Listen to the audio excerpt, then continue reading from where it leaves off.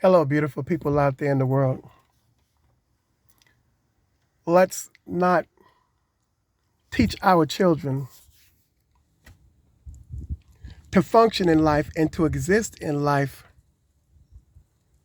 from our hurts and from our pains, from our offenses and from our abuses. Let's not teach our children to function like that in life, to exist like that in life, not to not to minimize or reduce how you feel as a result of what you've been through. Because I'd like nothing but healing for you. But let's be real. All you're doing when you do that is you're passing on to them from you is fear. You're teaching them to be afraid of something, to protect themselves from something that may never happen in their lives. What you should be teaching them is, and if you can't draw from someone else who does know, you should be teaching them love so that that love will help you be a better you. It will help you be a better person. It will help you to overcome your fears. I've said this before. Let's not teach our children to think that they at those tender ages. Yet, I've said this before. Studies have shown that the mind or the brain does not fully develop till between 24 and 27. Those usually are the ages when you go to college and you graduate with responsibilities. If you've learned to be responsible. Let's not teach our children to think that they know what's best for them at little early and tender stages in their life when they don't, because their little brains are still developing. How are they going to want to know what's best for them? That's backwards thinking. If that be the case, then they don't need you. They didn't need you as parents. Didn't need you and don't need you. They wouldn't have needed you at all. Just being a test tube baby would have been just fine.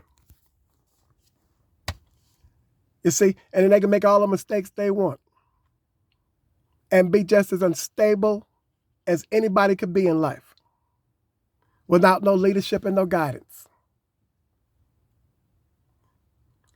You see, as opposed to hiding. Don't hide in yourself.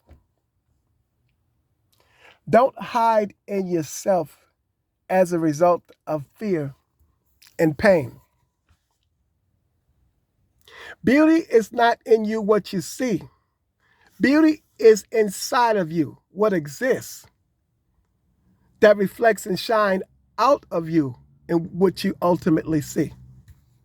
From your, as I often say, from your soul to your face, it leaves a positive trace. But we still think it's in the temporary and not in the eternal. The soul is eternal. It's not in your temporary flesh. You don't go from being beautiful outside to inside. That may not never occur. That will be as far as it will appear. For as I've stated before, and I'll state some more, for about as much as you can decorate it and do all of these things that you want to do to it. It may never penetrate the inside, like coming from the soul, from the inside will to the outside. The inside will change the outside. The outside will not change the inside. It has to go inward. And once it comes from the inside, it will affect everything that's on the inside and on the outside. Therein lies the beauty that you feel and that you will embellish and adorn yourself with. But we cannot think that it is normal for little children to do adult things and not teach them the essential thing. Boys need love to establish their identity. The girls need love because it's the first relationship with a man, with their father, that they'll ever have. And you have a one-time chance with the distinct possibility of another go-around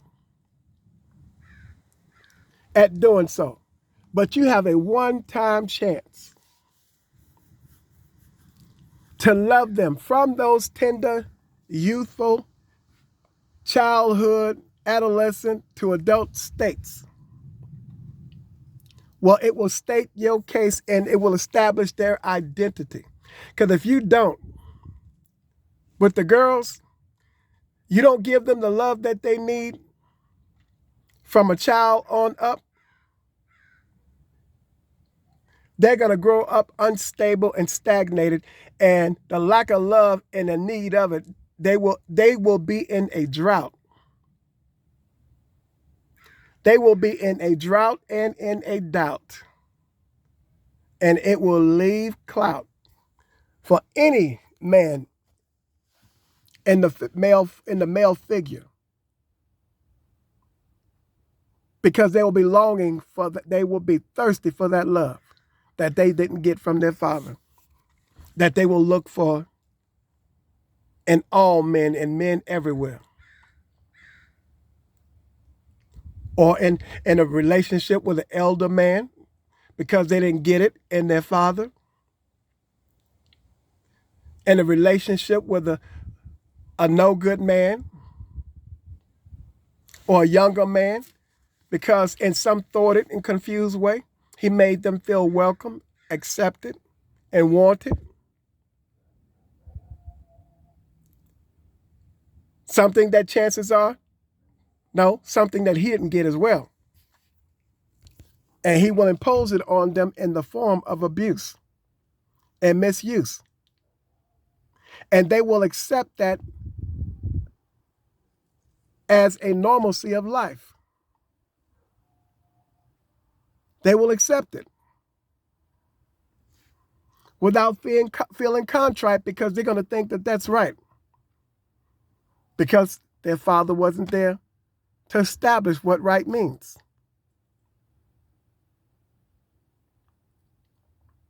We've got to love these children. That's why I think it's important before we even lay down, anybody even lay down and get warm together,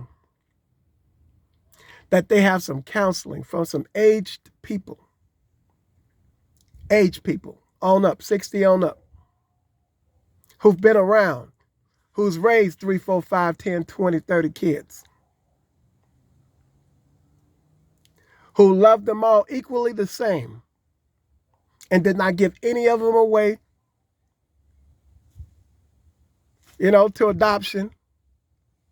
Not nobody who don't have any children. They can't tell you nothing. If you don't have none, you can't tell them nothing. All the education in the world can't prepare you for stupid. It can't teach you that. It can't teach you life's experiences.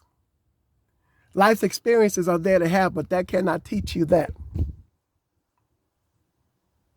Beautiful people. And this is what I think is essential, is that you take those classes from two aged couples who've been married 20, 30, 40, 60, 70 years, who raised children, who can teach you something. So you all think the elderly can't teach you nothing and they don't know nothing. They know everything there is to know. You see, they're just silent and quiet because you all don't challenge them to come forth with that wisdom and knowledge. But I do. Because I want to know all there is to know in that regard. Anything and everything that's pertaining to love. Because there's nothing more essential than its beauty. So that I can pass it on to the next generation who have ears to hear. So that they won't make the same mistakes that are avoidable. To all you beautiful people out there in the world, if nobody told you they love you today, I love you. Have a smiling day.